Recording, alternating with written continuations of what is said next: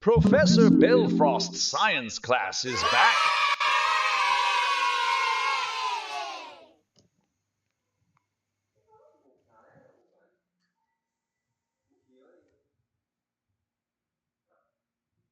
Hi, welcome back to this channel. And today we'll again discuss another concepts related to science. So here's the science tutorial for you today. Are you ready? Let's continue playing this video. Okay, great. So let's continue our lesson, the third lesson on a stoichiometry on a chemical reactions. So in the last episode, we have discussed so far about acid and base reaction. Okay, let's continue a little from the acid and base reaction that we left. So yeah, let's see the trivia. This is about the reaction that happens between our okay, this stomach antacids. Okay, so our stomachs contains a solution of about 0.03 molar of hydrochloric acid, and this helps us. Yeah, this is the gastric juice that helps us to digest the food that we eat. Okay, so yeah, you see here that it says that the lining of the esophagus is not protected from the corrosive effects of the stomach acid, that the way the lining of the stomach is, and the results can be very painful sometimes. And when we have heartburn, and it feels better if we reduce the excess acid in the esophagus by taking an antacid. Okay, so yeah, antacids are base, okay, because only base can neutralize acid, right? And here is the common antacid, which is a calcium carbonate, which is CaCO sub 3, and the reaction takes place as below. Okay, so we have the calcium carbonate will react with the hydrochloric acid, and it produce the calcium chloride and also water and also carbon dioxide. And you see that this is not you see the symbol, the arrow is two-way. Okay, it means that this is actually a weak reaction. Okay, and yeah, it not only neutralize stomach acid, but it also produce carbon dioxide gas, which may result in a satisfying breath. Okay, and also yeah, milk of magnesia is a suspension of the sparingly soluble base magnesium hydroxide, which is yeah, Mg, two times of the hydroxide um, ion. Okay, and it works according to the reaction shown below. Okay, so we have the magnesium hydroxide. It dissociates to create the magnesium ion and the 2 hydroxide ion. That the hydroxide ions generated in this equilibrium, I mean the equilibrium above, then go yeah, this actually then go on to react with the hydronium ions from the stomach acid. So here is it. So we have the hydronium ion with the hydroxide ion. Okay, it creates yes water, and this reaction doesn't produce the carbon dioxide, but magnesium containing acid antacids can have a laxative effect. Okay, so yeah, several antacids have what called aluminum hydroxide as an active ingredient that tends to cause constipation. Okay, and it used as the yeah um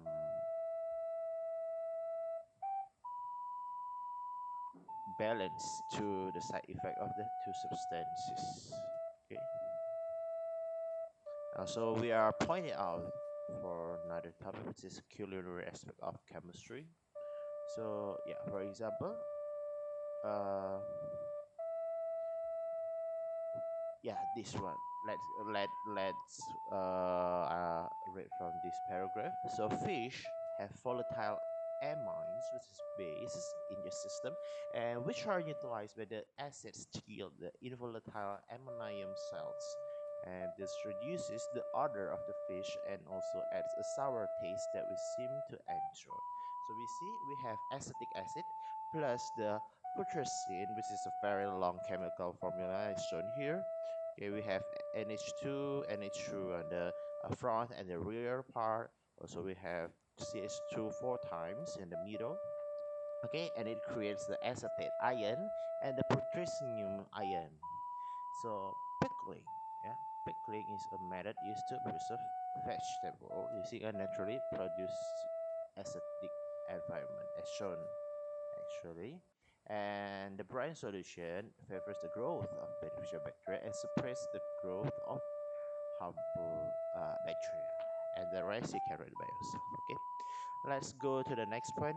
And now we're pointing the third reaction, I think the third or the fourth reaction in this chapter, which is the oxidation reduction reactions. Okay, so our atmosphere contains about 20% of molecular oxygen, okay, O2, and this is a chemical reactive gas that plays an essential role in the metabolism of aerobic organism. Okay, and the term oxidation itself was originally used to describe this reaction that involves oxygen gas, but also its meaning has evolved to refer to a more broad and important reaction class known as uh, redox or oxidation reduction reactions. Okay, so some redox reactions involve the transfer of electrons between the reactant species to yield the ionic products, such as the reaction between the sodium and the chlorine to yield the sodium chloride, which we call the table salt. Okay, okay. For example, this one. Okay, so we have sodium, two sodium ion plus chlorine gas. It is 2NaCl, right?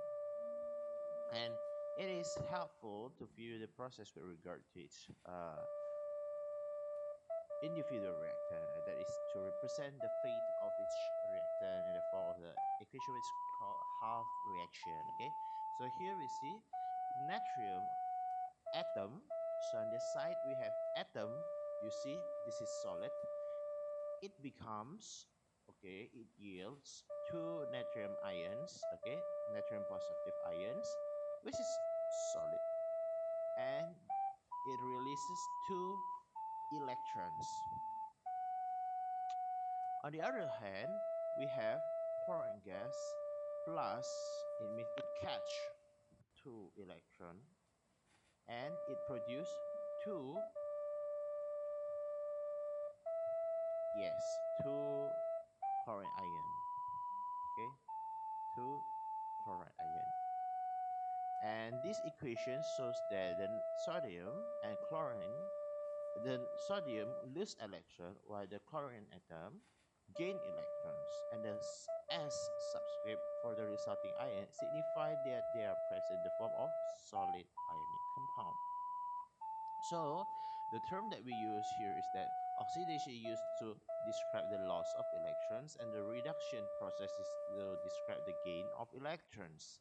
And for this reaction, that the sodium is oxidized, and the I'm sorry, and the chlorine undergoes reduction process. Okay, so view from a more active perspective that the sodium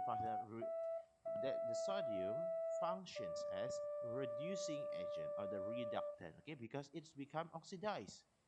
So this is the reducing agent or the reductant because it provides the electrons to chlorine. And likewise, the chlorine function as the oxidizing agent or oxidant, as it removes electron effectively from sodium. Yeah, that's right. Okay, so we also presented with two new terms, which is the first one is the reducing agent is a species that is oxidized, and the second one is the oxidizing agent is the species that is reduced. And for some redox process that doesn't involve that don't involve the transfer of electrons. Let's see the example. For example, we have a hydrogen gas and which react with the chlorine gas, and it produce hydrochloric, okay, two hydrochloric acid. And the product of this reaction is a covalent compound. Okay, so the transfer of electron in the explicit sense is not involved. Okay, so to clarify the similarity of this reaction to the previous one and permit an unambiguous definition, that we need to present a property called oxidation number. So what is oxidation number or oxidation state? Okay, it is the charge its atoms would possess if the compound were ionic. Okay, because we see that sometimes it's not ionic, it is covalent, but we still need to define this property. Okay, so here's the following guide. Here's the guidelines that we need to follow to assign oxidation numbers. Okay, for each element in a molecule or ion. I'll not read it one by one you because I want you to read it by yourself because it's more effective if you learn by yourself. Okay, so there are 4 points. The third point has 3 subpoints. Okay, so first one. So all atom in the elemental substance is 0 charge, and then for monoatomic ion is equal to the ion charge. Then for common non-metal I use a sign. For hydrogen is +1 if combined with non-metals. If with metals combined is -1. For oxygen it is -2 in most compounds, sometimes -1. If we have what called peroxides, okay, O2 to minus, and very rarely is -1/2. Okay, it's called the superoxides, which is O to minus. Okay, and positive probably sometimes we combine with um, fluorine, which the values vary, and also halogens. Okay, -1 for always fluorine. Okay, -1 for other halogens except when combined with oxygen or other halogens. And the fourth point is that the sum of oxidation number for all atoms in a molecule or polyatomic ion equals the charge of the molecule or ion. Okay, if we only deal with a molecule, it must be 0. Okay, but if we are ion, it is assigned with the charge of the ion. For example, we have the sulfate ion, which is SO4 with the charge 2 minus. It means that the total oxidation number must be -2. Okay, that's very easy actually.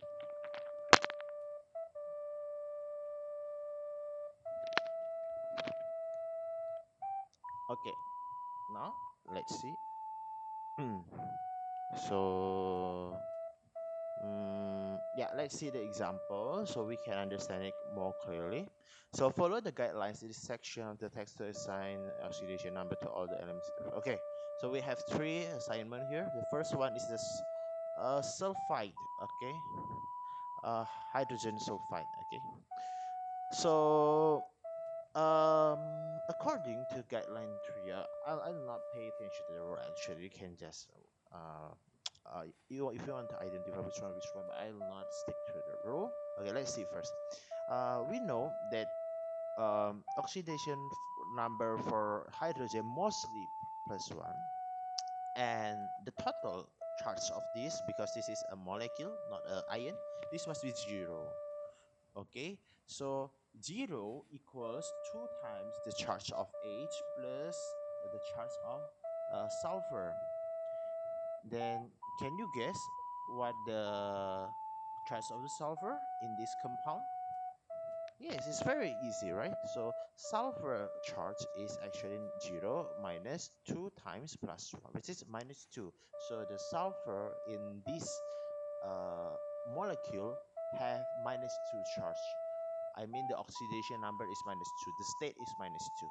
Okay, great. Now let's move to point B. So we have sulfide. Okay, sulfide 2 minus. Okay, so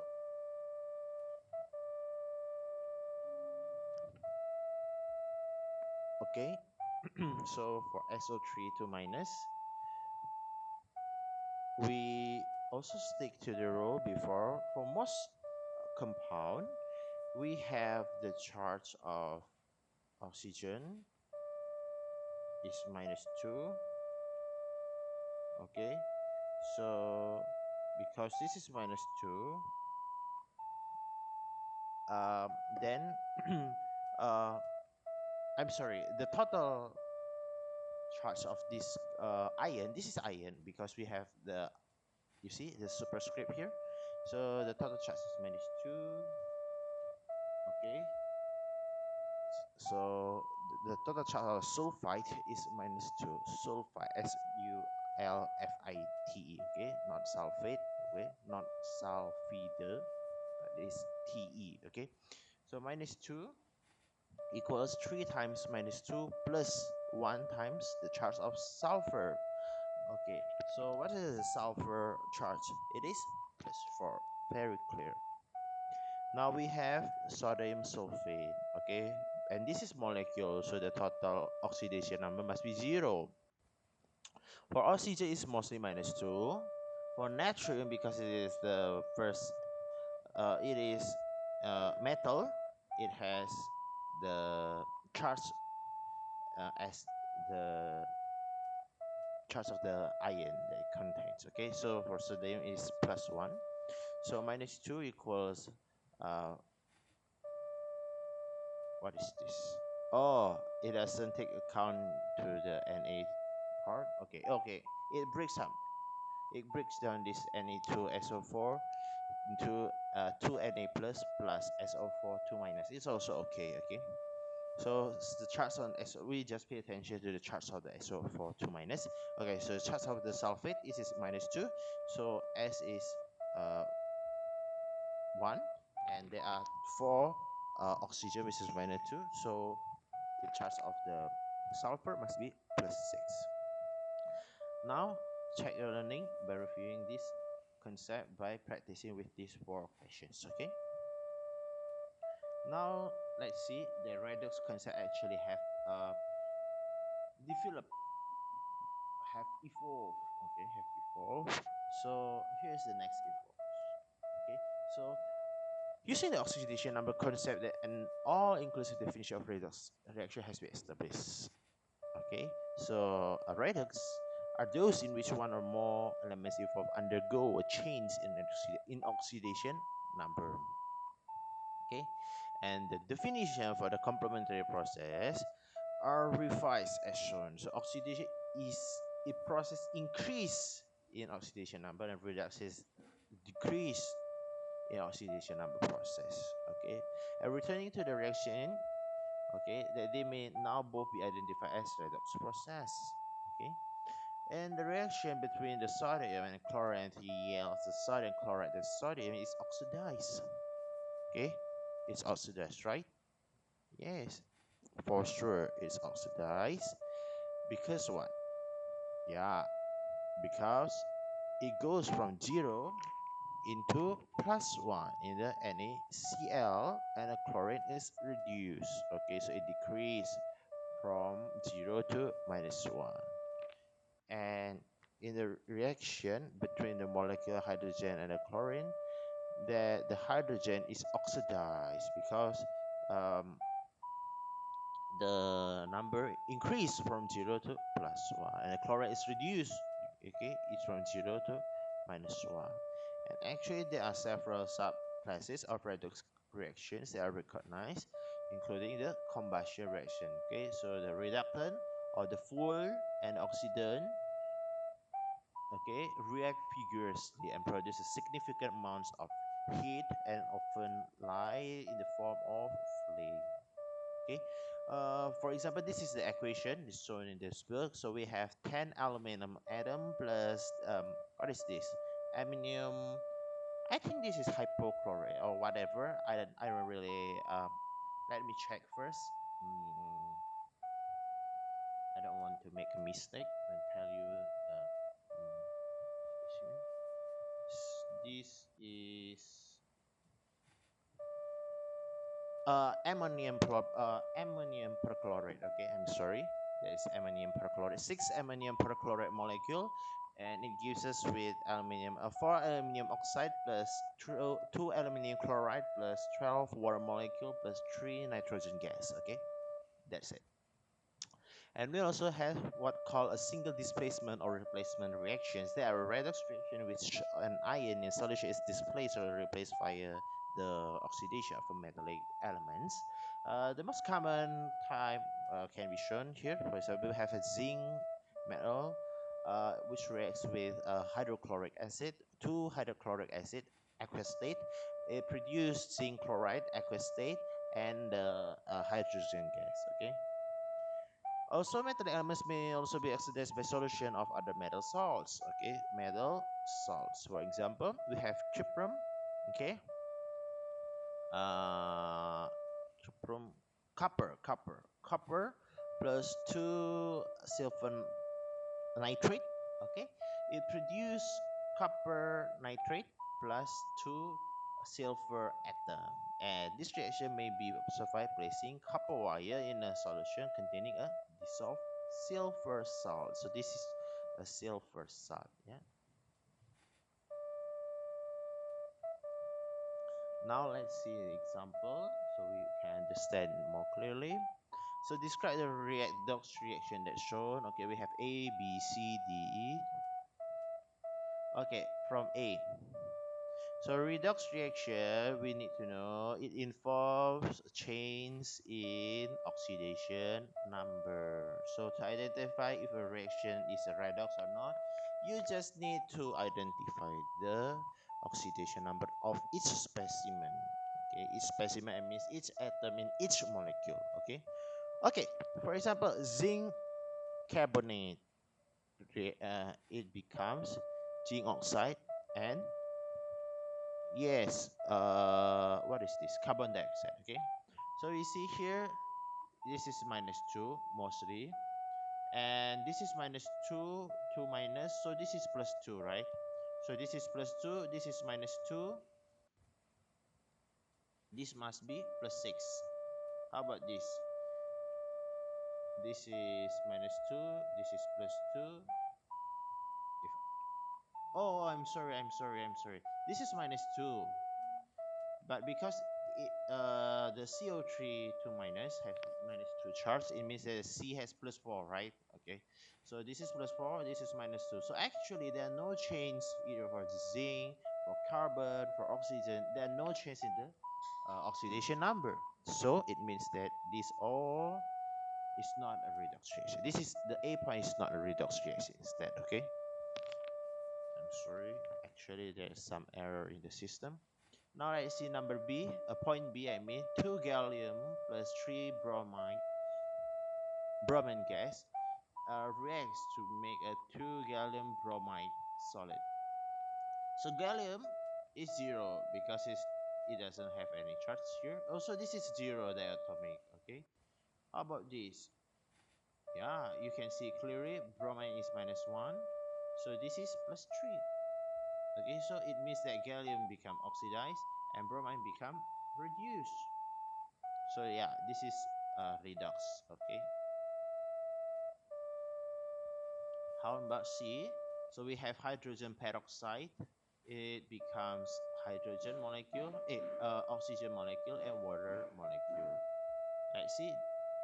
So this is plus 1 and this is minus 1, and it become plus 1 minus 2 0. Yeah, this is a redox reaction. Okay, it involves change in the oxidation number.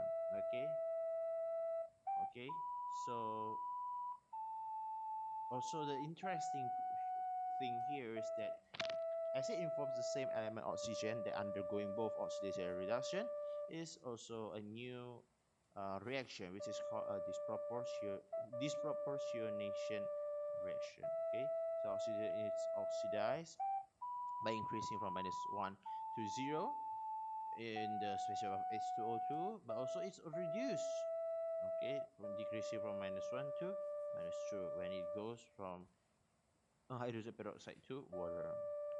Okay, so the same substance function as both oxidant and reductant, so it's called disproportionation. Okay, I want you really understand about this. Okay, how about D? Okay, you need to identify this is plus 2 minus 1, this is plus 2. Okay, let's see the Cl. This is minus 1 plus 1, this is plus 1 2. XO4, actually this will not change. Okay, this can be eliminated. And yeah, this is not a redox because this doesn't undergo change in oxidation. Now, how about this? This minus 1, so this is plus 2, right? This is minus 2, so this is plus 4. Plus 1 minus 2 0. Yeah, this is redox. Okay, and this is called the combustion process. Okay, I want you to check your learning by doing solving this problem. Okay, I think it's enough for this episode. Okay, it takes quite long to explain redox actually. So before I end this video, I want to share a quick quote for you today. Be yourself, everyone else is already taken. This is by Oscar Wilde. That's the end of the video for today. Thanks for watching, thanks for following so far. And here's what you need to do. Please subscribe, give a thumbs up, comment, and share this video to your friend. And also, don't forget to check our website at https://science-with-exploits.uanaux.com, and I'll be back on every Tuesday, so keep watching and be thoughtful. Goodbye, see you on the next episode.